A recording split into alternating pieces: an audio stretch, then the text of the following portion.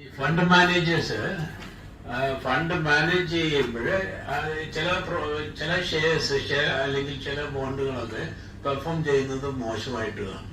പക്ഷെ അത് അവര് മോഡിഫൈ ചെയ്യുന്നതായിട്ട് ചിലപ്പോൾ മാസങ്ങളോളം അങ്ങനെ തന്നെ നടക്കുന്നു. മോഡിഫൈ ചെയ്യുന്നു അതിനെ. അപ്പൊ അത് ഹൗ ഫ്രീക്വന്റ് ആയിട്ട് ഇവര് ഈ നമ്മുടെ ഈ ഫണ്ട് ലുക്ക് ചെയ്യുന്നുണ്ട് അല്ലെങ്കിൽ അത് സ്റ്റഡി ചെയ്യുന്നുണ്ട്. ഫണ്ട് മാനേജ്മെന്റിന് ഓരോ ഫണ്ട് ഹൗസിനെ കുറിച്ചും അവർക്കൊരു സ്റ്റൈലുണ്ട്. ഫണ്ട് മാനേജ്മെന്റിന് ഒരു അപ്രോച്ച് ഉണ്ടായി. ഫണ്ട് മാനേജ്മെന്റ് അപ്രോച്ച്, അതുപോലെ ഫണ്ട് മാനേജ്മെന്റ് സ്റ്റൈൽ എന്ന് പറയും. ഇപ്പൊ ചിലരെന്ന് വെച്ചാൽ ഗ്രോത്ത് സ്റ്റൈൽ, അതായത് പെട്ടെന്ന് ഗ്രോ ചെയ്യാൻ ചാൻസ് ഉള്ള കമ്പനീസിനായിരിക്കും അതിനകത്ത് ഇൻക്ലൂഡ് ചെയ്യുന്നത്. ചിലര് വാല്യൂ കമ്പനി, ഇപ്പൊ ടാറ്റയുടെ കമ്പനി എന്ന് പറയുമ്പോൾ അത് വാല്യൂ ബേസ്ഡ് സ്റ്റോക്ക് എന്ന് പറയും. അതായത് അവര് ഫണ്ടമെന്റലി സ്ട്രോങ് ആയിരിക്കണം, അവരുടെ പിന്നെ റെക്കോർഡ്സ് എല്ലാം അത് പ്രോപ്പർ ആയിരിക്കണം. അങ്ങനെയുള്ള കമ്പനീസിനെ മാത്രമേ ഇൻക്ലൂഡ് ചെയ്യുള്ളൂ. വാല്യൂ ബേസ്ഡ് സ്റ്റോക്ക് പിക്കിംഗ് വരും. പിന്നെ അതുപോലെ തന്നെ നമുക്കൊരു വാല്യൂ പറയുമ്പോൾ ഒരു സാധനത്തിന്റെ വില 100 രൂപ, അത് 120 ആണെങ്കിൽ അതിന് ഓവർ വാല്യൂഡ് എന്ന് പറയും. അതുപോലെ താഴ്ന്നു വന്നു കഴിഞ്ഞാൽ 80 രൂപയായി മാറിക്കഴിഞ്ഞാൽ അത് നമ്മൾ അണ്ടർ വാല്യുവേഷൻ എന്ന് പറയും.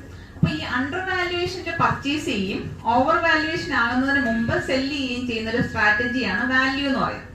പല ഫണ്ട് ഹൗസും അപ്രോച്ച് ചെയ്യുന്നത് പല സ്ട്രാറ്റജീസ് ആയിരിക്കും.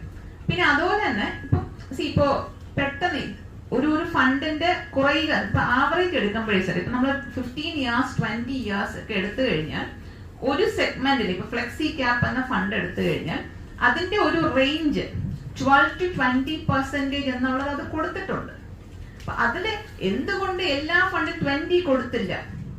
അതൊരിക്കലും നമുക്കത് എല്ലാം ബെസ്റ്റ് എന്നുള്ള ലെവലിലേക്ക് കൊണ്ടുവരാൻ പറ്റില്ല. പക്ഷെ അതിനകത്തൊരു ഓൾട്ടർനേറ്റീവ് ആണ്. അതുകൊണ്ടാണ് ആ ഒരു റേഞ്ച് പറയുന്നത്. ഫണ്ട് മാനേജ്മെന്റ് ഓരോ കമ്പനിക്കും അവരുടെ ഒരു വെൽ ഡിഫൈൻഡ് ആയിട്ടുള്ള ഒരു സ്ട്രക്ചർ ഉണ്ട്. പിന്നെ അതുപോലെ തന്നെ ഫണ്ട് ചേണിങ്, ഒരു സ്റ്റോക്ക് പെർഫോം ചെയ്യുന്നില്ല എങ്കിൽ അതിന്റെ റീസൺ അനലൈസ് ചെയ്ത് അത് മാറ്റേണ്ടതാണെങ്കിൽ മാറ്റും. അതല്ല കുറച്ചുകൂടെ ഹോൾഡ് ചെയ്ത് വീണ്ടും റിട്ടേൺ വരാൻ ചാൻസ് ഉണ്ടെങ്കിൽ അത് അങ്ങനെ കണ്ടിന്യൂ ചെയ്യും.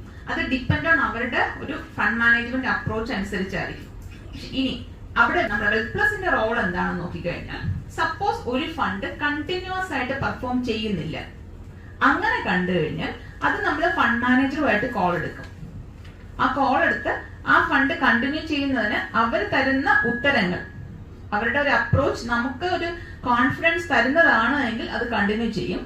അതല്ല എങ്കിൽ ആ ഫണ്ട് ഹോൾഡ് ചെയ്യുന്ന എല്ലാ ഇൻവെസ്റ്റേഴ്സിനെ ഇൻഫോം ചെയ്ത് ആ ഫണ്ട് മാറ്റി പുതിയ ഫണ്ടിലേക്ക് കൊടുക്കും. അതാണ് വെൽത്ത് പ്ലസിന്റെ റോൾ ഇൻ ബിറ്റ്വീൻ വരുന്നത്.